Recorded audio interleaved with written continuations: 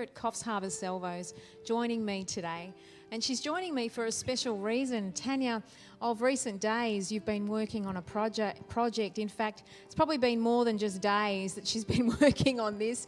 It's been well over 12 months since this project was conceived. And Tanya has successfully applied for a grant through the Salvation Army Innovations Platform, and she was successful in her application. People from all over the nation in Australia voted for different projects they thought the Salvation Army should be looking into, and Tanya was one of those projects that garnered people's support and attention. There's good reason for that. Tanya, can you tell us what your group is?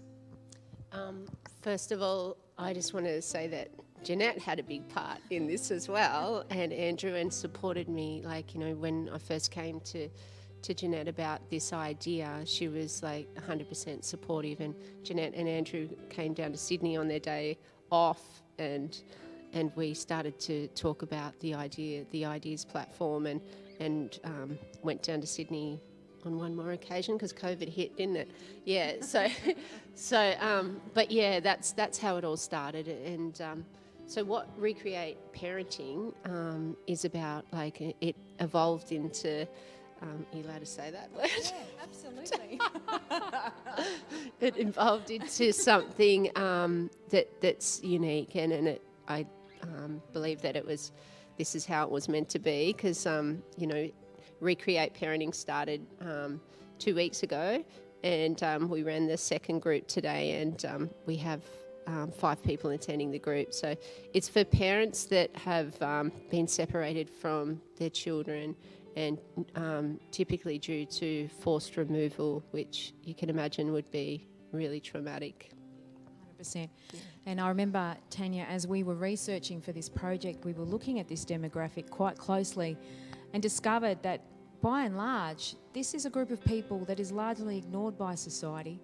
This is a group of people who feel extremely isolated, I guess, in their experience, and it's a group of people who don't feel safe to talk about their life experiences in a public context. And I can't imagine, Tanya, how difficult that must be for a person to think, I can't even express in a public way what I am going through for fear of the stigma and the judgment, that people are going to rain down on me. I think it's great, Tanya, that you've opened up our space to be able to welcome people like this in and work with them. Yeah. Tanya, can you tell us a little bit about your heart behind the concept? So where did this all spring from for you?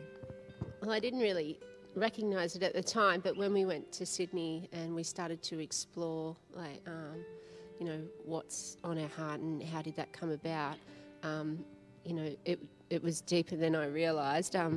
When I was doing my training and thesis in Grafton, I worked with a group of parents. I was facilitating parenting workshops, and to do art therapy, I did some workshops with particular parents that were doing the workshops, and the majority were doing the parenting to some were doing the parenting workshops to satisfy facts and the courts to try to have restoration of their children.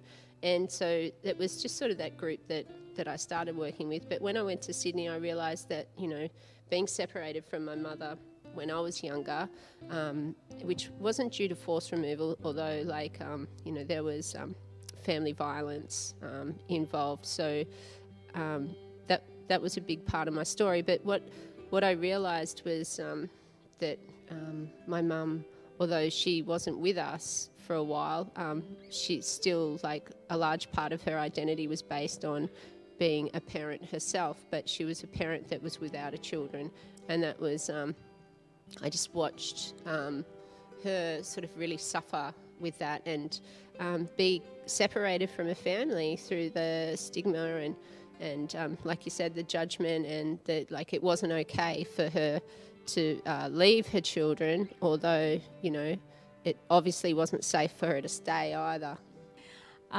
If someone was to turn up to the group, what could they expect? if they participated?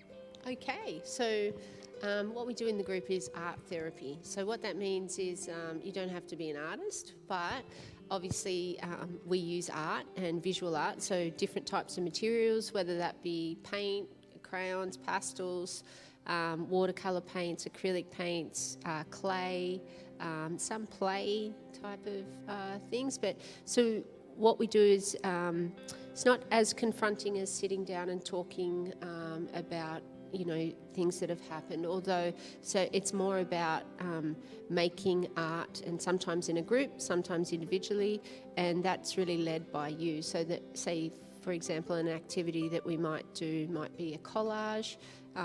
Today we did a collage, and in that collage it might be how have you been feeling in the last week, and the images that you put on the paper will really be about your experience. So everyone's collage would be quite different, whether or not you choose to talk about that out loud, or just have everyone witness what your experience was from the paper is totally up to you. So with any types of therapy,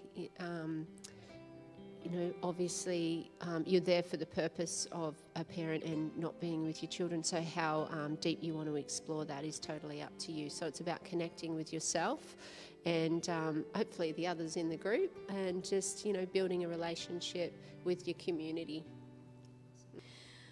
Well, Tanya, there might be people watching today and hearing all about this project, and they might be someone who's in that situation that has been caught up in the spiral of addiction, lost custody of their children for some reason or another, or it could be someone else, a family member perhaps, or even a friend who's heard what we've said today and thought to themselves, yeah, I know someone who could benefit from that.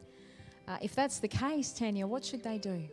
They should contact either yourself or myself directly, and we'll make contact and do an assessment just to get some background and make sure they feel safe and supported, so they could come along to the group, which is on a Thursday morning.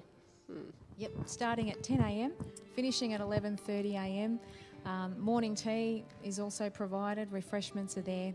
So by all means do that, make contact, and we'd love to have you join with us. Well, friends, it's exciting, isn't it, to see how God, through this COVID season, has sprung up something new, particularly in the life of our church, and I know He's doing that all over the community. But I want to thank you, Tanya, and on behalf of our church, our congregation, we want to say we are with you, and we're going to do what we can, aren't we, to support Tanya and to see that this support group goes off and thrives and does what it's designed to do, which is to reach out into our community with the love of Jesus. God bless you all, and we'll see you next time.